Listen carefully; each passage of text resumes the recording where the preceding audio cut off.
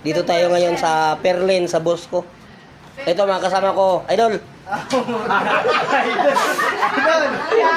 Oh, mga idol. Ito pala yung frame lang ang ginagawa ko ng idol. Ay. Ito pala, ang dami palang frame. Oh, ito. Tapos pag bayari na nila yan mga idol, i-deliver nila yun, nakakarton na yung mga idol. Oh. Yung isang idol ko, mahiya eh. Kaway-kaway dyan! Shout out! Luzon, Visayas, Mindanao makapanood nito. Kala mo lang.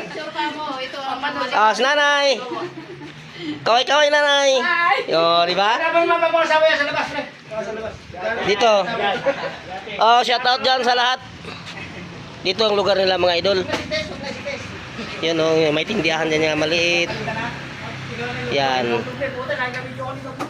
Ito sasakyan ni Boss Adventure.